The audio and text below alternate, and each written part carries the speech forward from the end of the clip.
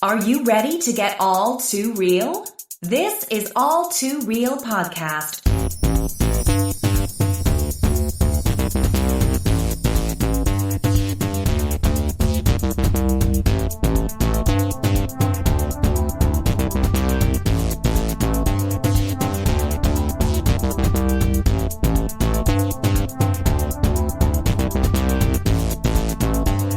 This is All Too Real Podcast.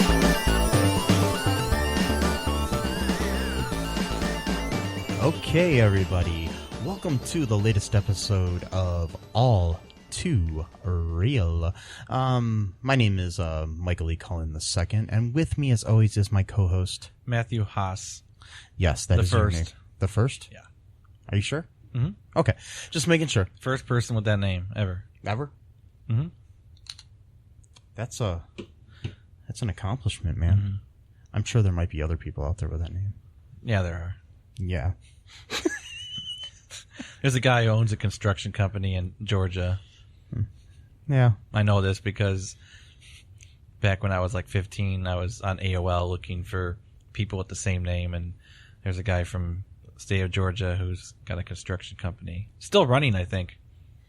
But it's okay because, you know what? I'm loving it. Yeah. I'm eating it. Yeah, I'm trying to bring it into the topic of today, which is The Founder. yes, which is a 2000 what is it, like 16 or 17 film? Yeah. I should have probably looked that up. I think it before was 2016. Yeah, I think it was 16. Film directed by BJ Novak. no, I'm pretty sure it was John Lee Hancock, but BJ Novak is in the film, Yeah. as Harry Sonderborn, and but the movie stars the always excellent, always amazing Batman. Batman, yeah. Yes, Well, Batman and Batman Returns Batman. yes, Not the Batman. not Mr. Freeze Batman and Batman and Robin. No, Not no. that franchise. No, not the Batman Forever, Batman and Robin Batmans. Yeah, those were two different Batmans. Yeah. Yeah, and not the Ben Affleck Batman No. or the Or the Christian Bale Batman. I like Ben Affleck as Batman. I do too. But Anyway, I don't, then we're kind of yeah. Anyways, Michael Keaton, the ever awesome enigmatic. I can't. You be boo boo. enigmatic, yeah. That's the word I was going for there. I can't speak today, folks. So this is going to be interesting for a podcast when one of your hosts can't speak. Yeah. That's fine. Yeah. So basically,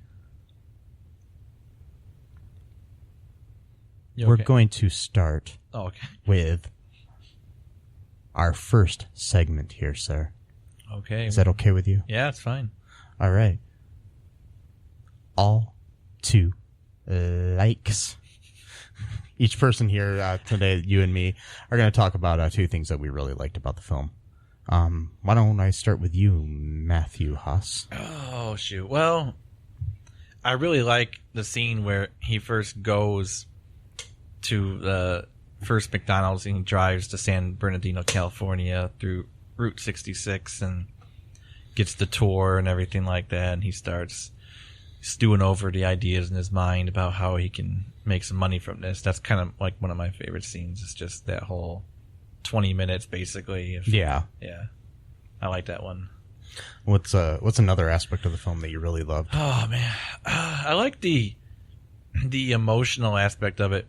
Like, you know, even though it's about Ray Kroc, who's, you know, known to be this cutthroat businessman, this movie is really a drama. I mean, there's stuff about relationship problems and like emotional affairs, and it's basically about like life, not just business. Like, because Ray kind of, to him, business and having a good life are like intertwined with each other. He can't live a good life unless he succeeds in business. Like, they're kind of, so I don't know, just like those aspects, like the tense moments with his wife, like just sitting there like for like a whole minute without even talking. Like, just, I mean, it really builds the tension. Like, maybe a little bit too long, but I don't know. I liked it.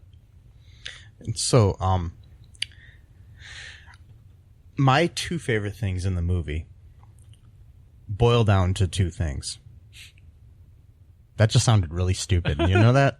Oh. Anyways, okay. So my two favorite things are the McDonald brothers. Yeah. I really love John Carroll Lynch.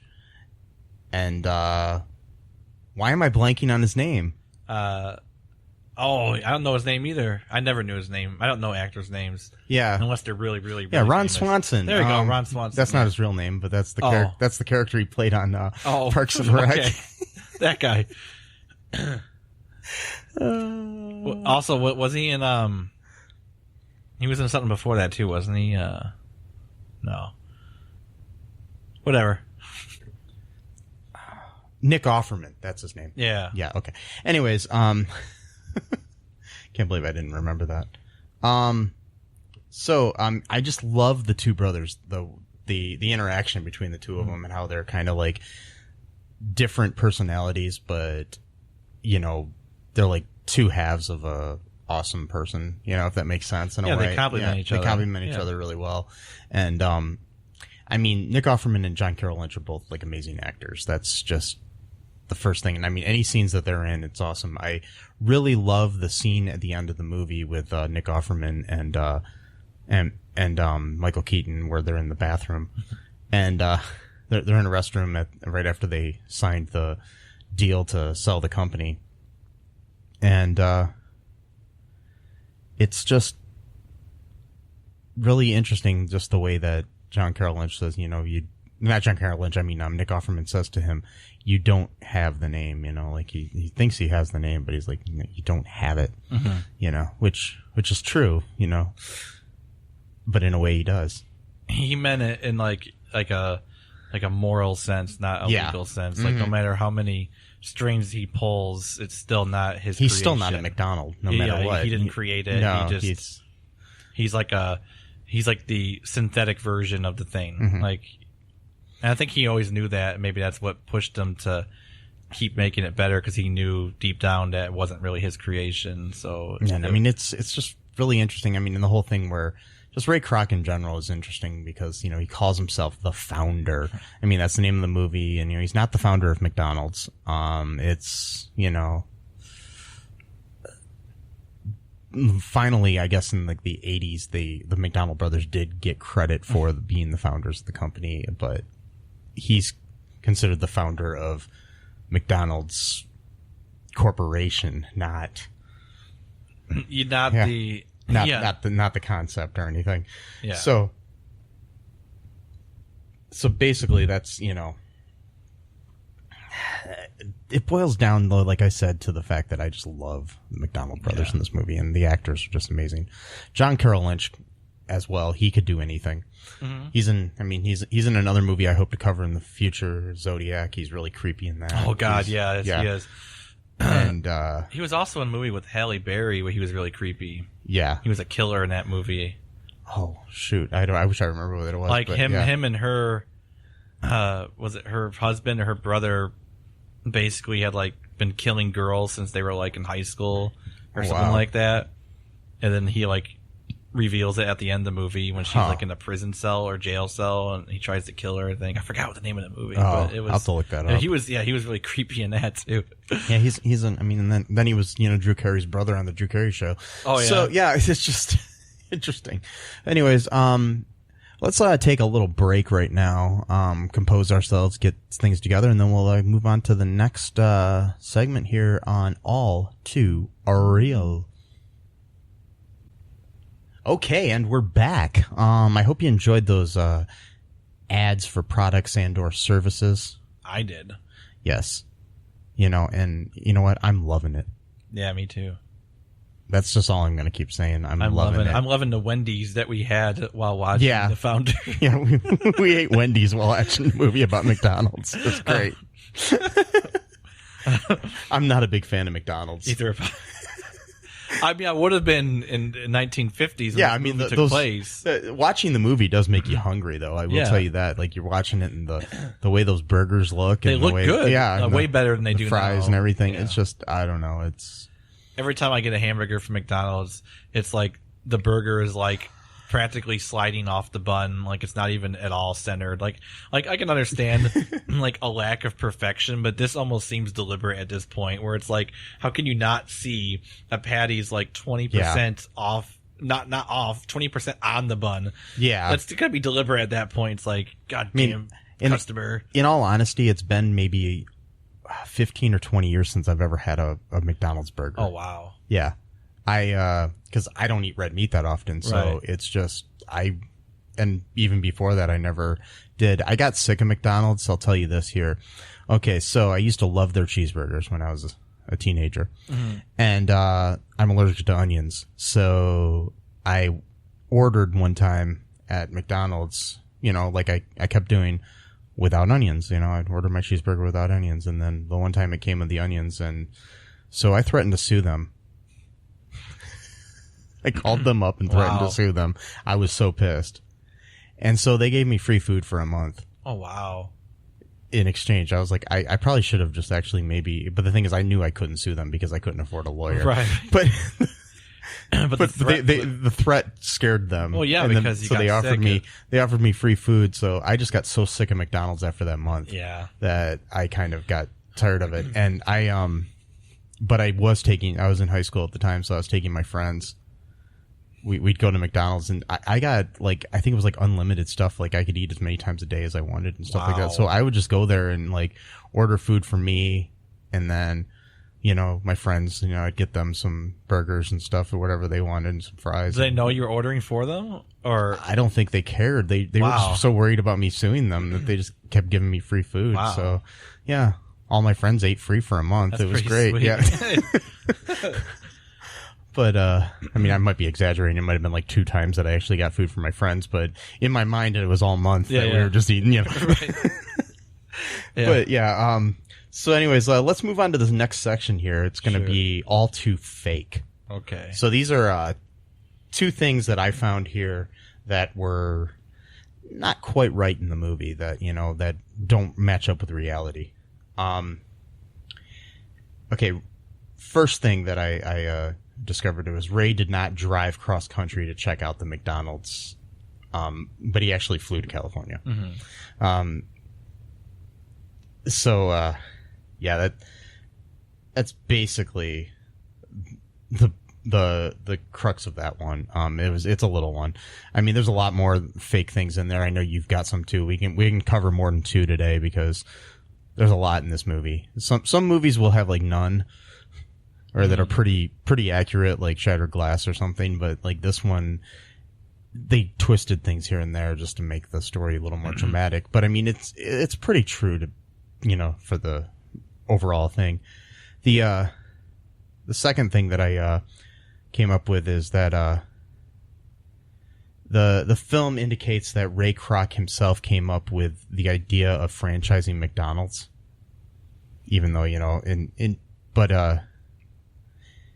in fact, the McDonald's brothers had already, which they do talk about in there, began franchising the restaurant before they met Kroc, which they do go into a little bit, but it was even actually more locations than they talk about. Yeah, in the movie. they mentioned 3. There was 3 or 5 or something they mentioned in the movie, but I think they had actually already franchised about 20 locations. Yeah. So that wasn't really true. That they didn't think of it or whatever. Yeah. But that's for dramatic, effect, probably just to make it seem more, like he's the founder or whatever. Yeah, and the Golden Arches idea, which everybody's like, oh, they kind of imply. I mean, this is just a little part of the whole franchising thing in that franchising scene. They kind of imply that Dick designed the whole restaurant himself. It was actually he might have came up with the idea, but Stanley Clark Meston was a architect that designed it for them in 1952. So, just want to give him credit where it's due. He did design the really cool Golden Arches looking McDonald's. So what other? I mean, I know we normally do 2, but plenty. What else did you find that was like a little bit inaccurate here in the film, Matt? Well, the big one is the milkshake with no ice cream thing. And the reason why it's a big one is because this scene in the movie is really what begins like the split between the McDonald's brothers and Ray. Like he was always arguing with them about, trying to get approval for this change or that, and they always said no, and it was kind of like a humorous thing, but this was like the thing that was like the last one kind of thing. And basically what happens is that he's at the restaurant that with Joan and her husband, which in real life her husband did not own the restaurant. The person who did own the restaurant, don't remember his name, actually hired Joan's husband Rory to manage the McDonald's that he bought. So that's also not true. But anyway, so the scene is that she shows him a magazine that doesn't exist and a product that doesn't exist called Instamix, which it's just like a powdered milkshake formula. And, he has this revelation, this is going to save us so much money because, that's what she said and everything. So he calls the McDonald's brothers up and they say, no, absolutely not. We use real ice cream in our milkshakes. We're not going to budge on this. And then that's really kind of what makes them think like, all right, well, I'm done with these guys. I'm going to do it my way somehow. Yeah.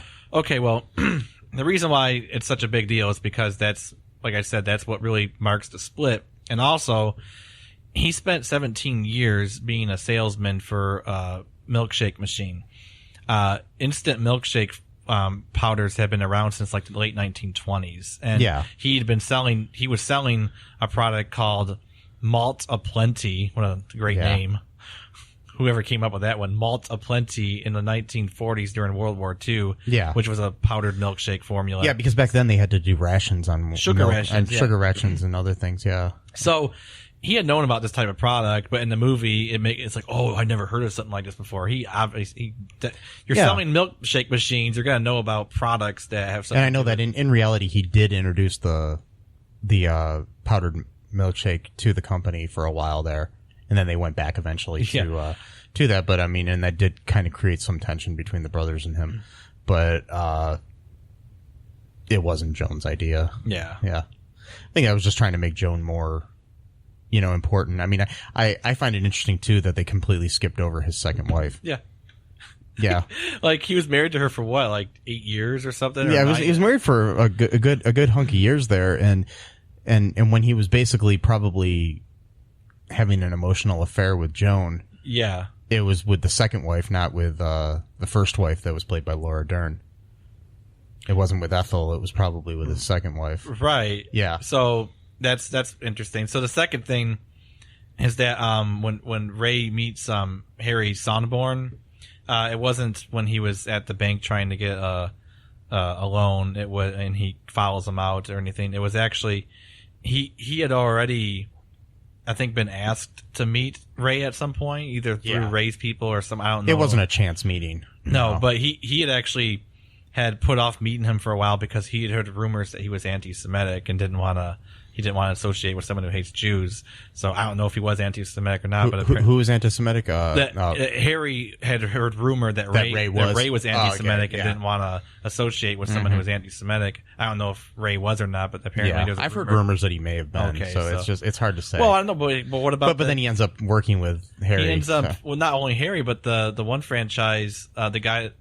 No, that's right. That wasn't really a guy selling the Catholic. No, Bibles. But it was a Jew. Yeah, but I mean, the thing is, sometimes, I mean, he may have been anti-Semitic to a point, but then, the world at that time was different. I mean, a lot of the world was anti-Semitic at the time, unfortunately. Well, now it still is, but again. I mean, but I'm just saying, somehow is again. Anyways, the, Nazis again, somehow. Yeah. Like that. No. From the good place. Yeah. What you call it, but I mean, even if he was, I think he put money above anything else. Mm-hmm. He probably would have worked with, his, arch enemy if he had to, if he could get money, he didn't. It was when power and money kind of got in the way, We've seen a lot of business people in the world do that, where they would work with people and it doesn't matter who they are, it's like, as long as, you could form an alliance that lasts for about a year. Yeah. All right. So a third one. This was not too big of a deal, but when Ray Kroc is president of Franchise Realty Corporation, that's when he started buying up the land to then lease to the franchisees, so that way he could pay the bills, because he wasn't making any money from all his franchises because he was moving too fast. Yeah. And that's what the McDonald's brothers, Dick in particular, warned him about, was saying, if you move too fast, you're not going to make any money. And he was getting pissed off because all of his franchisees, they were making more money than he was, and he was the one that was, steamrolling the whole thing.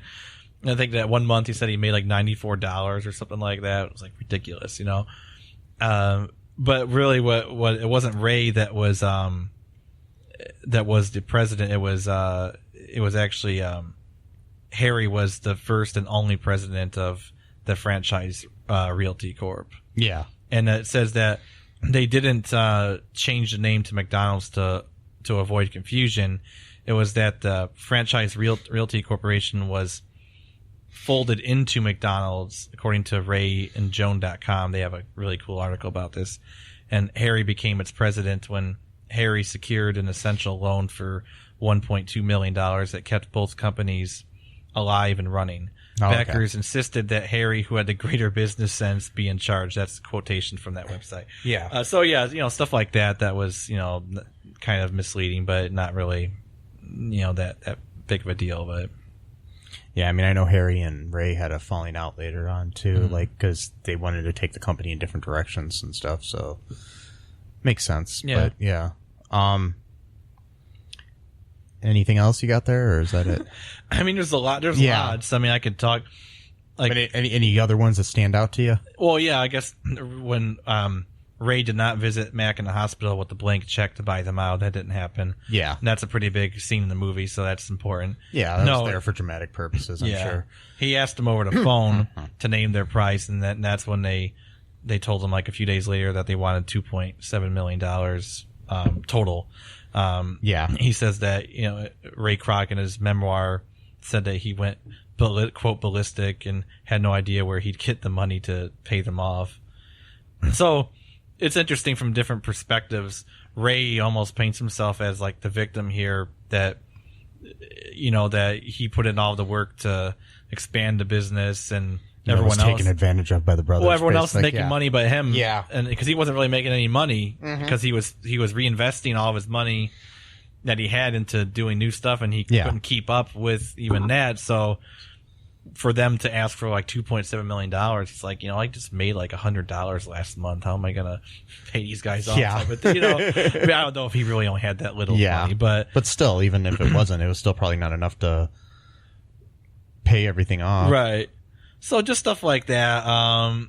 I've read other articles saying that the McDonald's brothers weren't really that like downtrodden about like being beaten out. Like they were pretty much just ready, just done with it. I think at one point they were gonna start a business of like hotels or something like that. Yeah. And so, I mean, I've read that they were happy and content with things, but they were also kind of just pissed off at the way it happened. Well, yeah, just like not being recognized.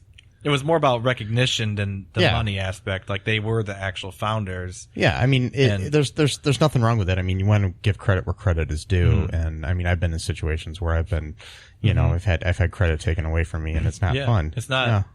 It's not fun at all. No. You got all bark, no bite. Yep. Anyways, let's take another little quick break here for a word from our lovely sponsors. And we'll be right back here with All Too Real. Yep.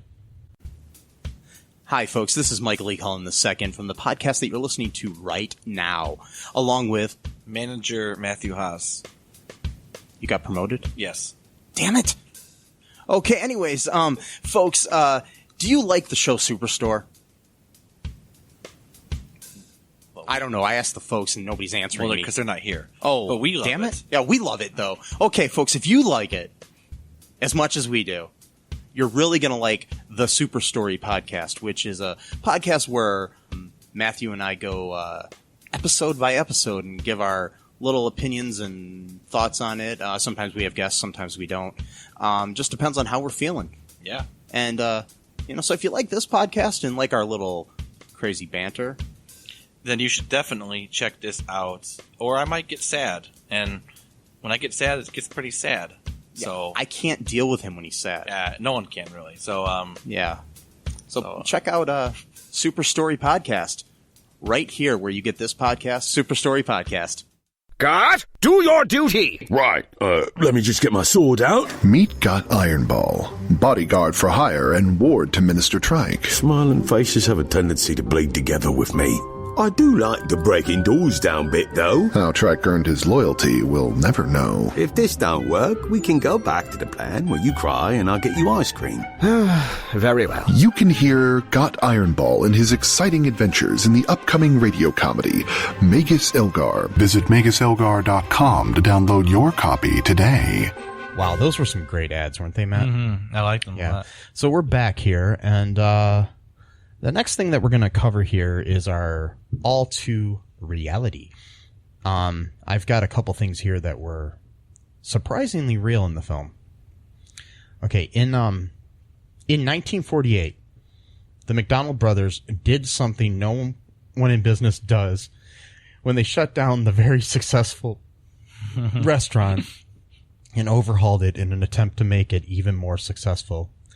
They did pretty much all the things the movie mentions, slimming down the menu to burgers, fries, and a drink, and creating an assembly line process to deliver the food's high quality. But yeah, the whole speedy service and everything they came up with on a tennis court and all that other stuff like it shows in the movie. So it's pretty cool that they were really accurate. And I mean, basically the whole backstory of the McDonald's brothers was true, and that's kind of an amazing story in itself, is the fact that they were successful and just decided, hey, we don't like the way this is going, so things have leveled off, let's just say fuck it and close for 3 months and reformat and rebrand everything. It takes a lot of guts. It was risky. I love their story too of like the flies being attracted by the fireworks and all that kind of stuff. I'm not sure if that happened, but still. Yeah. I read somewhere that the flies in the movie were Cocoa Puffs that they just used fans to blow everywhere. That's how they accomplished that in the movie. Yeah. So you said you have another real one too that for our second real one here, Matt. What was that? It was the when Harry saves the day by coming up with that real estate idea of Ray buying the land, but I already mentioned that, I think. But there was there was another one I'm trying to remember. Oh, well, he really was a salesman for that Prince Castle company, and that was interesting because I started reading history of that company as well to get more background information. It was interesting because he had actually went to them first to ask them to do a franchise thing before he even heard about McDonald's, because they were like an ice cream shop that then kind of got converted into like a burger stand kind of place or whatever. They had, so it's kind of like a Dairy Queen sort of thing. Yeah, they had a few locations like in the Chicago area, and they actually had like a factory, ice cream factory at one point where they would make their own ice cream and then they would, use it in their stores or whatever.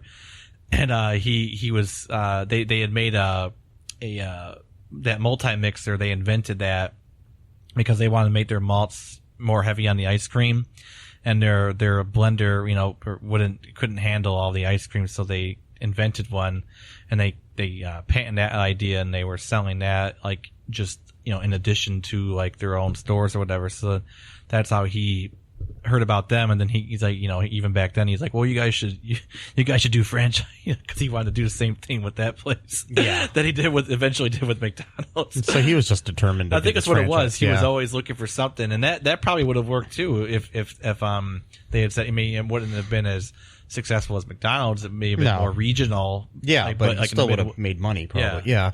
And I think he was just determined. I mean, that's one of the things, regardless of how crappy of a guy he was, you can't deny his determination and how it actually is kind of inspirational in a way that, no matter how he went about it, but it does show you that when people are like, oh, you're 40 or you're, 45 or you're 30 even, or you're 25 or whatever, and You're people 18 years old. You can't. you're never going to accomplish anything in life. You're too old now. No, you're not.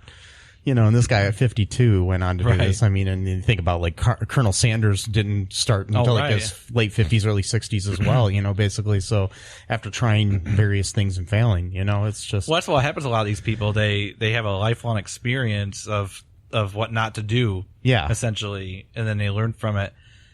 And yeah, that happens a lot of the time. Like the whole persistence thing, that record he was listening to about like, I mean, it is almost a cliche. Like, oh my, there's so many. Like, I like ran into like a shocking statistic like a few years ago, and it kind of just totally changed how I saw things. Like, I assumed that like almost everyone who was like a millionaire just inherited their wealth and they were just born rich. It's not true. A very, very small percentage of millionaires only inherited their worth. Oh, the vast majority were actually self-made. And if they were not working class, they were like very, very low middle class starting out. Like, so. And like I said, it's nice to see something like this as opposed to like, in a way like, where the age thing, which I like to focus on because I'm getting older. And, I mean, we all are. But, the whole thing is just like interesting that you can become successful at a later date. Like right now we live in this world where we know of like Bill Gates or Steve Jobs or Mark Zuckerberg or something like that, who all kind of like, they dropped out of college and they became, these billionaires and stuff. And you might not be able to do that right away, but eventually you could, become successful in some way. And I'm not saying just money is success anyways, because I think there's a lot more to life, and money's the root of all evil anyways. So, but I'd be glad to take any from any great sponsors, like, like McDonald's. If you would like to sponsor this, even though I haven't eaten at your place in a long time. I mean, I do love your breakfast. I will tell you that I do eat breakfast at McDonald's. Yeah. Biscuits are good. Really good. I really like the those sausage and cheese McMuffin or whatever. I like the egg white McMuffin. Yeah, I love those. And I don't like eggs, so I just get the one with the nice sausage patty and a nice cheese on top of it. Even though that is red meat, like I said, I don't eat a lot of red meat, but I will eat sausage once in a while. It's just I have weird things, but I just don't eat burgers. Yeah. Anyways, I just don't like killing cows. Yeah. Killing chickens and pigs, that's all fine. Yeah. But cows. Cows, no. They're the ones that are untouchable. Wait. No, I'm just saying. I just think the overabundance of cows in this world is just ridiculous. There's too many of them.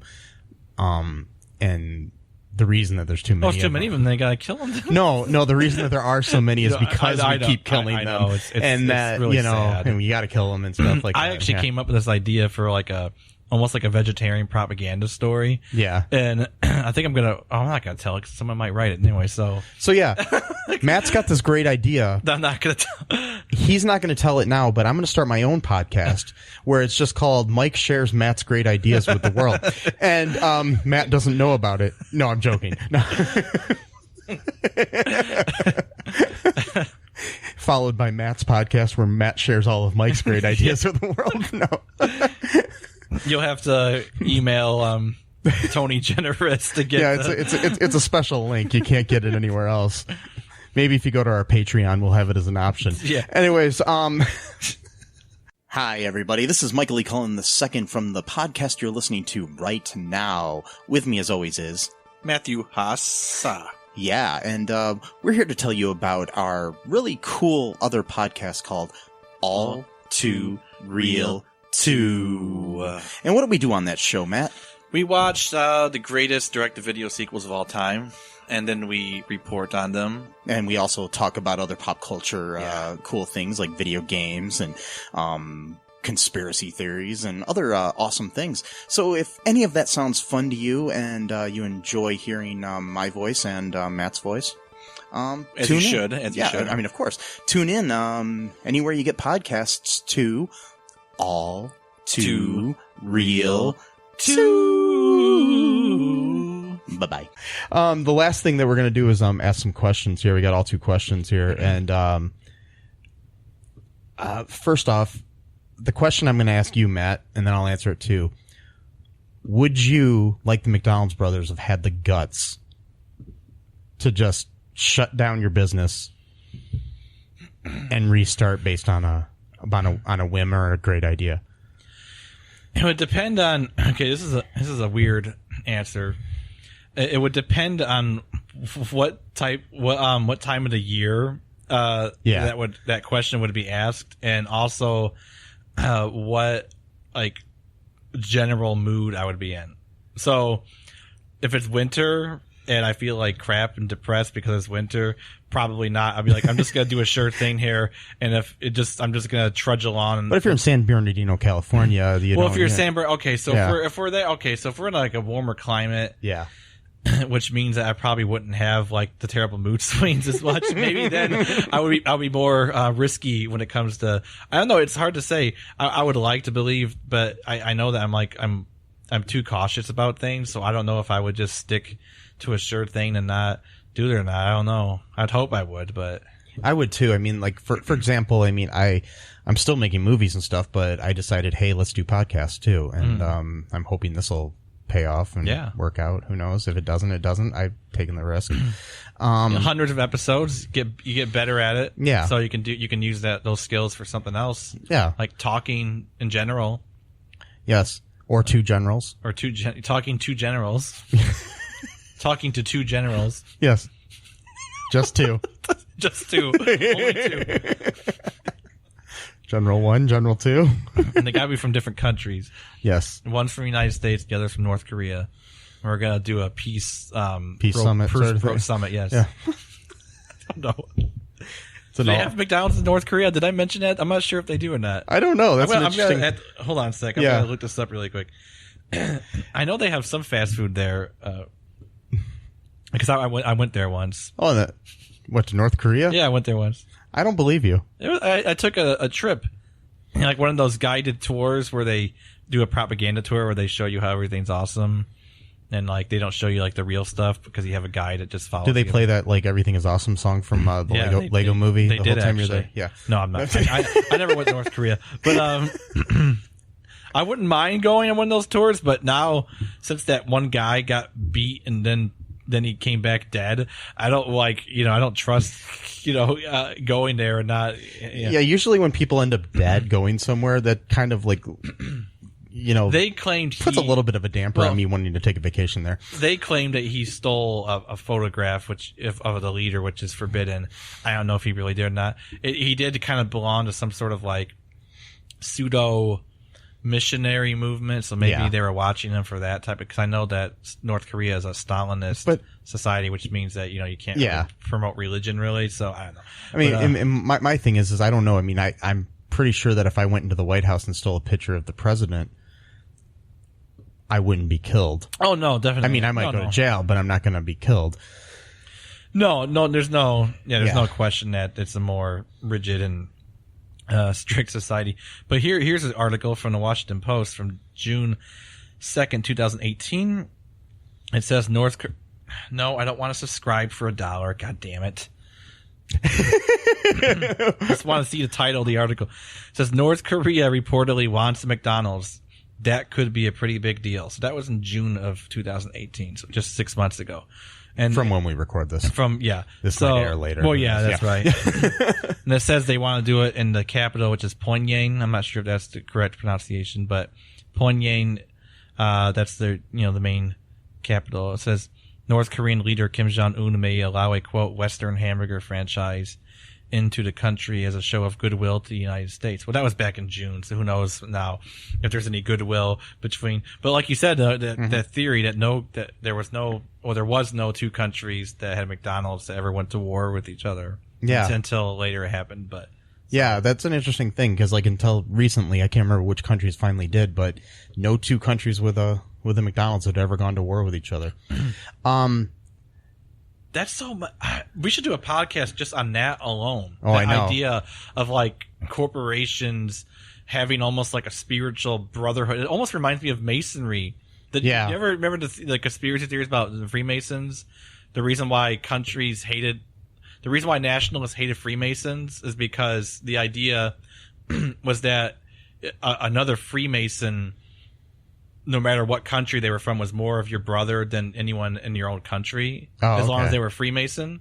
So what would happen? They would have like these conspiracy like mythologies that like during the First World War, an American Freemason and a German Freemason, or was it a French? I don't remember, but basically people on opposing sides faced each other, and one of them flew up like, I guess, like a Mason hand signal or whatever, and then the other guy was also a Mason and he recognized it, so they didn't kill each other because they were both Masons. Or they said the magic word like tubal cain or whatever, something like that, or something like weary for the weary soul or something. I don't know. So basically there was like this idea of like the Freemasons were like this international brotherhood, and like that's where like all this like New World Order conspiracy stuff actually comes from. It's basically comes from people, from nationalists that hated the idea of people like having like a brotherhood that went beyond like their national borders.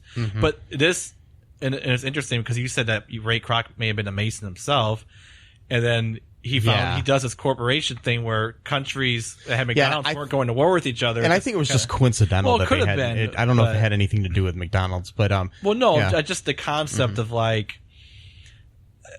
I don't know how to explain. It's like I twist myself in knots trying to come to words, but And just so you know, the thoughts and conspiracy theories of Matthew Haas and Michael E. Cullen II are just those of them, and not the views of All Too Real or CullenParkProductions.com.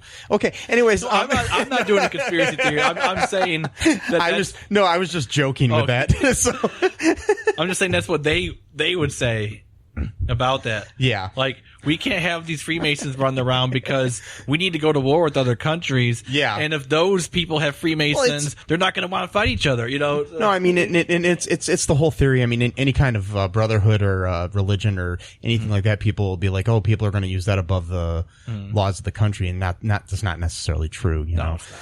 And, I mean, I think for me, I would probably take the chance that they took. I think I would. I mean, I'd like to think I would, but who knows, you know, because I have anxiety and issues and stuff. So, I mean, I might get to the point. So, you know, it's hard to say, but like I said before, you know, I've kind of taken taken a similar route with trying to do podcasts instead of movies solely, you know, but it's just, you know, while working my 40-hour a week job as well. But if I really wanted to take a risk, I would just quit that and then go into this full on podcasting all the time, like 8 hours a day, 10 hours a day. Yeah. Well, we come up with a lot of content. Yeah, I mean, eventually, eventually, I would love for that to happen. That's what we're hoping for. Yeah, like we could just, you know, transfer the hours from a job to doing this, and then just have like so much content. Anyways, yeah. But. And my second question is, what other films about an entrepreneur that have not been made yet would you like to see made? We talked about this earlier. The Colonel Sanders. Yeah, that'd be an awesome one. I would love to see a Colonel Sanders biopic. Maybe the founder of, or Dave Thomas too, the founder of Wendy's. Yeah. I'm not sure if his would be as exciting though. Well, actually, it would be. Actually, it would be really interesting to do a movie about Colonel Sanders and Dave Thomas together, because because that was my answer, is actually going to be Dave Thomas, because I've read his book. And Colonel Sanders, like, Dave Thomas started out as an employee of KFC before he started his own company with the encouragement of Colonel Sanders. Colonel Sanders was his mentor. Oh wow. So that would be interesting to see. I mean, if we're going to stick with this, I mean, one thing I've never seen done, and I mean, even though he's got, you know, his own like anti-Semitic issues and stuff like that, but if you're talking like about entrepreneurs and stuff, I would love to see a Henry Ford movie. I mean, there may have been some, but I don't remember any that were good or anything. I mean, I've seen documentaries, but I've never seen a movie where you have, you know, somebody like Michael Keaton playing the person. You know, it'd be cool to see a biopic about Henry Ford. Just kind of interesting. You know, little interesting side fact is my great grandfather lived on a farm right across the farm next to Henry Ford, up in Dearborn. Wow. Yeah. Was that before he was like? Was that before he was really successful, or is that during the same? I think it was during when he was successful, and then my great grandfather moved to Toledo, but at the time I think he was the mayor of Dearborn at one point. So he ended up being vice mayor of Toledo, and city council member and stuff like that in Toledo. Cool. But yeah, but at one point he was in politics up in Dearborn before, and I guess he kind of knew Henry Ford, but I don't know. But they had a lot of land in between each other, but it was just, like back then, your house wasn't like your next door neighbor wasn't next door. He might have been like a mile down the road. Yeah, exactly. More space. Yeah. But yeah. So, next thing, is there anything cool in the world that you, would like to, plug to tell people to go check out or anything like that, Matt? That's our all to plug section. All two plugs. Yeah. No. Just the all two hair plugs. Oh wait, no. All two cable guy. Yeah. The hair plugs. I know. He records them. Shoot, I always forget about this question. I don't know. I can't really think of anything right now. Okay. Just maybe some. Yeah, no. I mean, one thing I would suggest is just check out on Facebook and stuff our friends over at One Stoplight Productions. They're always doing some great movie films and some movie films. I just said movie films. So they're doing some good movie films. Yes. They're different than movies or films. But yeah, our friends Clint and Lindsay LaForest have that company. And Gaming After Jamal. Oh, yeah. And check out Gaming After Dark with our friend Jamal Wallace-Knight. Yeah. It's on YouTube. You just look that up. And both of those things you can find on my Facebook. And I just like to support local people in the Toledo area. If you have any suggestions or anything you want us to promote for free, if you're a local business and you can't afford advertising or something like that, just let me know. We can probably drop a line here, Yeah, as long as you're not doing anything bad in the world, I'm okay with it. Yeah, maybe we should, never mind that, cause yeah, I'm just going to emphasize that. I don't want any crooks or liars or thieves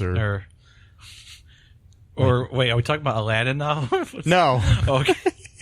I'm just mentioning, thieves like Ray Kroc. Anyways, Wow. But I do love McDonald's.